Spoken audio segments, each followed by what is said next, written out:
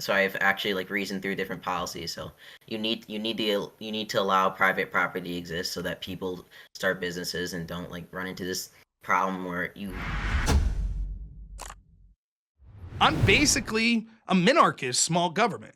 You're the person that's saying No not welfare. only do you believe that we should tax people and take their money and wealth for projects you like, but that even includes massive projects overseas, even if it means that people back here struggle. That's your argument. So you are making the argument that yes, we should personally take from EOD and rob and give it to fight AIDS in the Congo. I'm not saying that.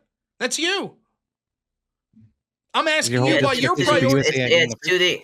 It's too, yeah. It's easy. It's very easy. So number one, I guess I'm not a nationalist or a civic nationalist. So like I believe, or I care. I have more general world view on like what's good. That's and right. then number two, I guess.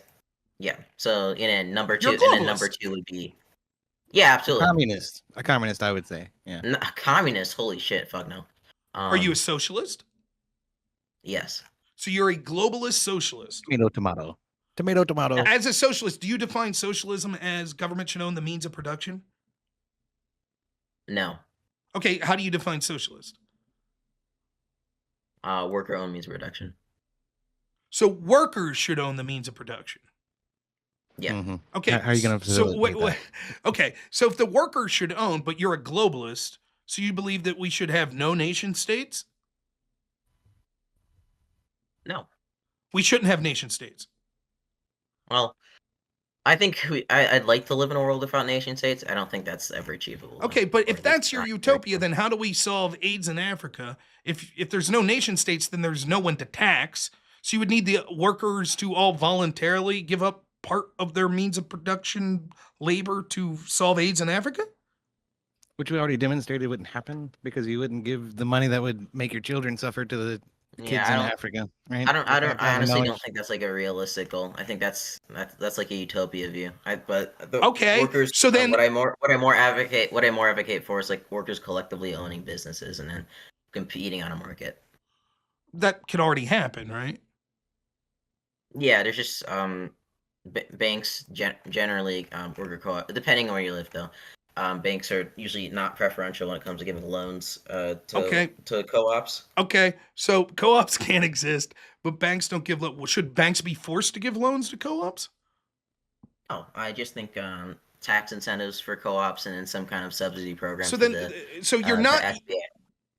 So you acknowledge that you want a world without nation states, but it's not possible that there will be a government, but you want to be globalist. So what does that mean? The United States exists, but not for the benefit of the people of the United States, first and foremost. It exists to be a good world citizen and help the people of the world out? The principle I go by is whatever, however much we can help the rest of the world without being a detriment to us. So. But who gets it? Okay, so then why aren't you, like, for me, maybe this isn't the same definition. Socialist would be someone that says the government or workers should own the means of production. Communism goes a step further and says basically you shouldn't have private. Yeah, that's like the Marxist-Leninist view. Okay, so do you believe people should be, do people have a right to private property in your vision?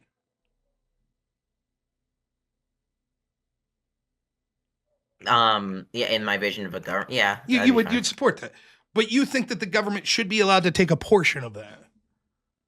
Yeah, I wouldn't. I'm not for private property. I just don't see a world in which it cannot exist. Wait, what do you mean? So in your utopia, there wouldn't be private property? Yeah. Well, then. Well, private property is like private property is the means of production. Private property is the means of production. So I wouldn't own it. The quote workers would. Yes. Who are the workers? The workers who work in the business. So like personal property would be like a house. That's you only use that means of production. But something that's like collectively. But you're saying I wouldn't own my house. The workers would. No, you would own your house because. Well, that's private property. I own my house. I could do. The workers aren't working. That's I distinguish that as personal property. That's what I would call it. So there's a difference in your vision between private property and personal property. Yes. Okay, define private property then. I'd say private property is where like the means of production and multiple people work on a means of production, but one person is really seeing the benefits from that. Well, and then like personal in our property, current system, like, if I start a company right now, right? Let's say my channel, let's say all of a sudden it blows up and I'm making $100,000 a month. And I say, you know what? EOD, you know what? Let me get your name right again here. Scratch. I think everyone liked our show last night. I'm going to start this show. It's going to be all my money going into it. I'm going to get the computers, the monitors. I'm going to rent a space, but I want to rent you guys an apartment, move you out here. Let's do this show every fucking day. I'll pay you each $200,000 a year. I shouldn't have the right to do that. You shouldn't have the right to voluntarily engage in that working relationship.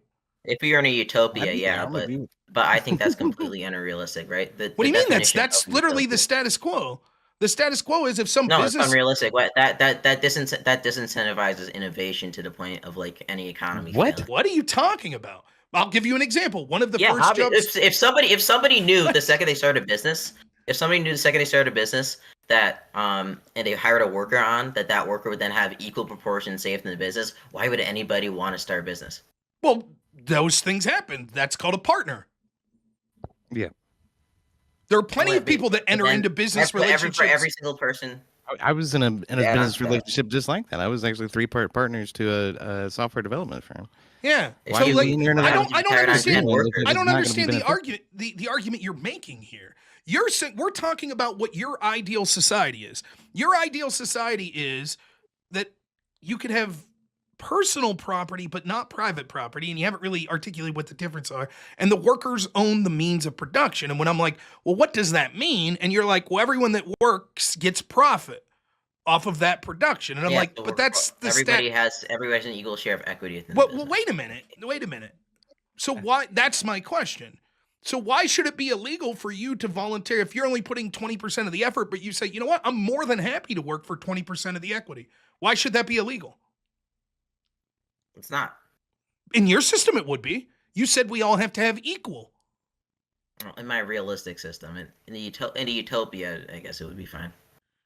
Okay, but doesn't that seem nonsensical? I do think it's nonsensical. I think the ultimate ends of that aren't great. So I've actually like reasoned through different policies. So you need to allow private property to exist so that people start businesses and don't like run into this problem where you like hire on 30 workers to do menial labor and they immediately somehow have a share of your business, and where you have all these like weird problems with people just like putting in very little effort. Right, so that's why. So you just changed your complete worldview after like? No, I didn't.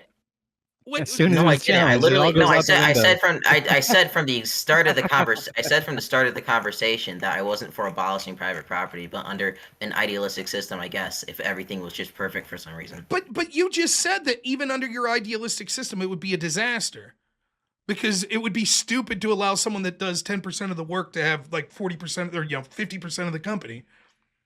That would be unworkable. Assuming literally for some reason literally everybody's on board with everything and nobody cares, I guess it'd be fine.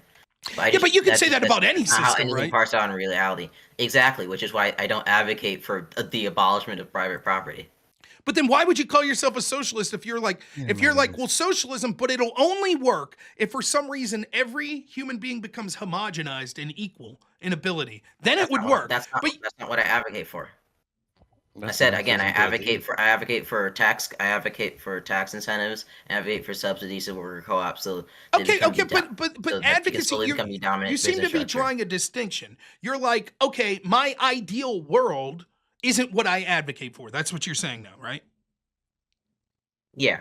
Okay, but my point is like, why even bring up the ideal world then? Because the amount of changes to human nature and ability that would require for your ideal world to function, literally at that point, any system could be functional. A dictatorship could be functional. You were asking me about it. No, but it makes no sense to even bring it up because I could say, well, I believe in an authoritarian dictatorship. And you'd say, well, that sounds horrible. And I say, well, no, because in my world, everyone thinks exactly the same and has the same ability. So if one of us is the leader, it's the same as all of us being the leader. We would all agree anyway.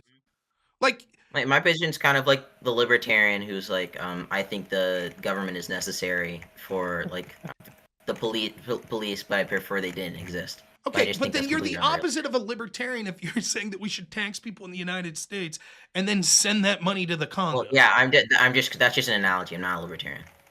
Okay, but it's not that you're like a libertarian. You're the opposite of a libertarian. No, Like, it's that same framework where I have the logical ends of this is where I like the system to go, but I don't think that's realistic.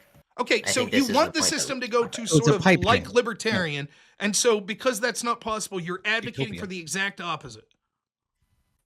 No, that's not. Oh my gosh. But you understand, like, it sounded like what you said is like you would like people, like, in your ideal system, if I could be as generous as possible. I think you're kind of struggling thinking through this, but if I could be in generous as possible, I think what you're basically saying is you would like workers to come together and have equal profit share, and you get into the company, or you take out of the company what you put in. So if you're only spending 5% of your labor in this company, well, you're getting that proportion of it out of that company. And basically you could decide what to do with your own money and stuff. Fair? That seems to be what you're suggesting. Mm-hmm. But then in that world, the idea is like, okay, but if I don't want to help people in Africa with AIDS, what happens? And that's why you're saying, because what I just explained is pseudo-libertarian-esque, it's at least in the vein of it, and I think that's what you're speaking to. Then my question is, but if that's the world you would like to envision, why are you advocating for the exact opposite of it? Because now what you're advocating for is like, no, actually, it doesn't matter that you're probably putting more into the government than you're getting back from it, because you're putting in all of your labor to benefit, and a huge portion of it's going to the government, and then the government's not even having the pretense of spending it on people in your community. Instead, they should spend it globally, whatever helps the most people globally. That's sort of the opposite of the society that you're claiming to envision.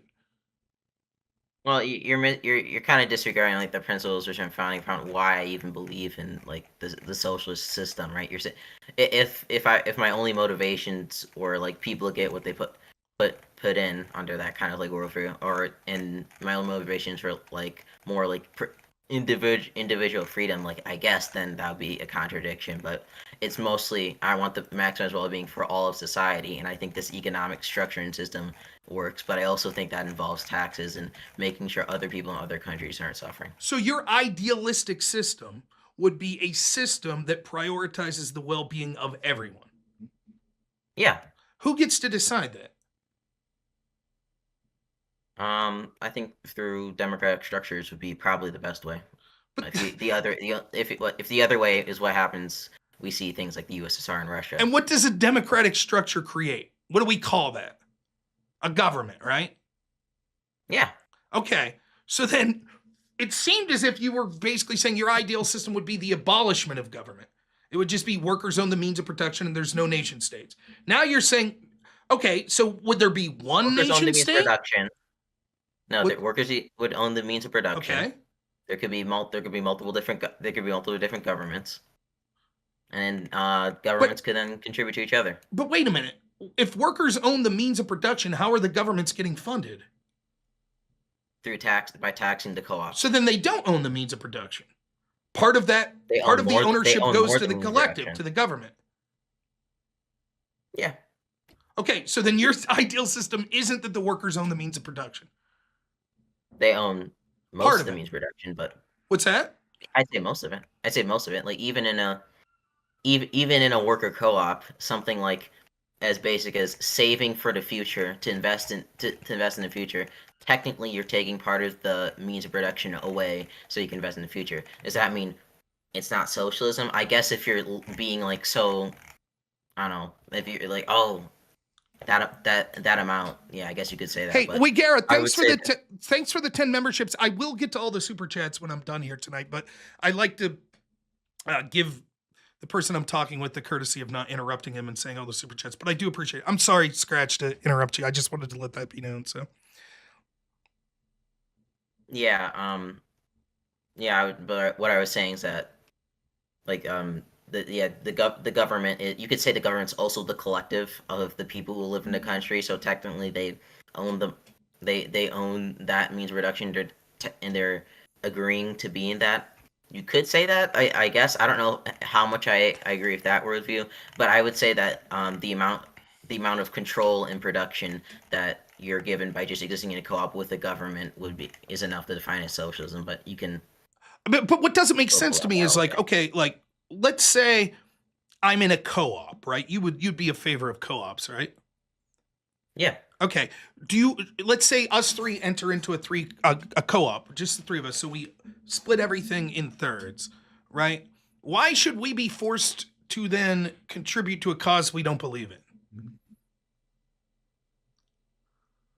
So like the majority of the other workers say that they're going to do something else. What other workers? It's just us three working our job. Just us three. Yeah, we have a business together. We're Yeah, freaking hobby farmers. We make eggs. And the government's coming in and taxing you.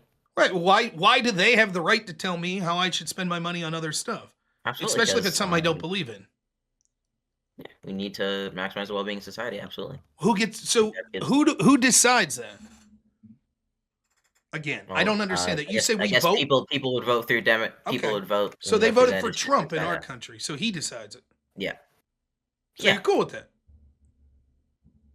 Yeah, Trump could get elected in our country. Yeah, I'm not. Well, he is elected.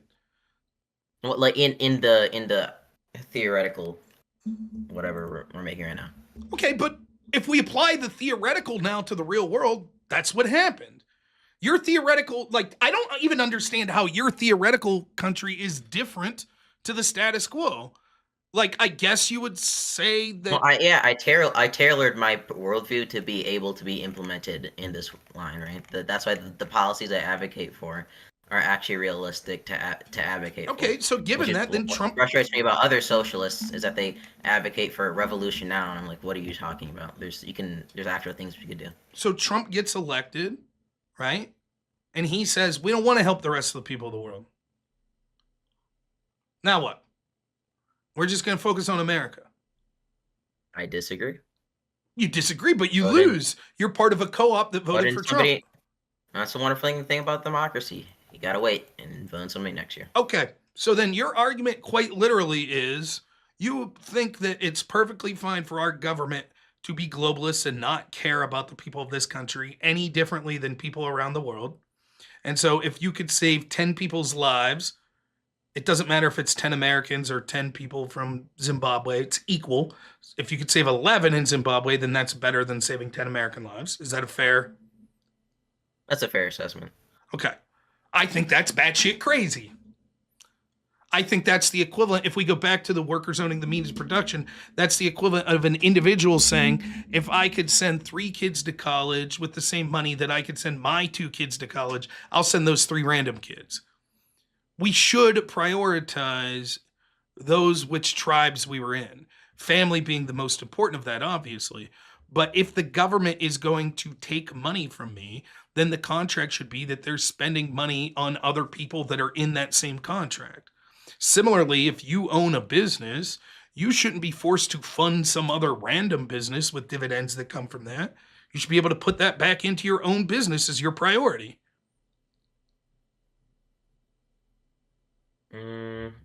Because all the government is, even especially what you're doing, is just the collective will of the people. To some extent, I'd agree. So what's stopping? And maybe I could see, maybe idealistically I'd say that I'd like the 11 people, but reality would be is that we should save the 10 people, and then whatever is left over we should send overseas to. But why don't people voluntarily do that? No one, like for example, no, you could pay more into taxes, right? The IRS isn't going to say no, you overpaid. They'll say thank you, right? So do you pay the minimum in taxes? Yeah, generally. Even people that I assume you sound like you'd be a Bernie Sanders fan. He takes every tax loophole he can get. We saw that from his tax. He paid less of a percentage of taxes than Trump most years. Are you seeing it? I don't know. He hit the one of what was it? It was the there was like a Green New Deal thing he was trying to get passed, and it was actually pretty authoritarian in my view. But fair enough. But I'm obviously not saying that you support everything that he does. The point is, though, it seems like a lot of people that claim to have a big heart, and they're like, well, the government should fund things around. I think EOD hit the nail on the head earlier. Yeah, when it's other people's money, but what about when it's your money? You could pay more. Right. You could send money. I'd be fine getting taxed more. I'm not like against that. Sure, but what you're no. I don't accept. I like work at a soup kitchen and stuff. I don't accept that. If you I would do be something. fined getting taxed more, then you would just pay more. Nothing's stopping you. So go ahead. Why don't you pay more if you're fine with it? Yeah. Why don't you give more than $20 to fucking Africa? Like, what the fuck's up with that? At the moment, It costs you $20 to eat lunch every fucking day. There's two things. I guess number one, I realize that by making sure that I'm doing well right now means that I can actually have a bigger income in the future. Yeah, we heard that already. Yeah, but you already okay, admitted well, that you'll need $30,000 a year to live, but you're not going to spend all the rest of that money on Africa. You already admitted that. Yeah, I'm going to spend a lot of it though. How much? I can. You know, can I tell you the truth? And I'm not saying this to insult you. I'm actually enjoying this conversation. You might be too young to realize this, but by the time you get presuming you do, you get a good paying job, this is going to be all bullshit. It's going to be all bullshit. You're going to be like 99% of other people. You're going to say, you know what? I like this apartment, but boy, it'd be nice if I had a bigger one. It'd be nice if I had my own car. Oh, it'd be nice to take that girl out to a fancy vacation. Oh, it'd be nice to have kids. Hopefully you would think that at some point. And it turns out these pie in the sky 16, 17, 8-year-old dreams of, I only need $30,000 to live and then I'm going to just donate all my money to Africa. It turns out that's bullshit. And you know how I know that? Because no one does that.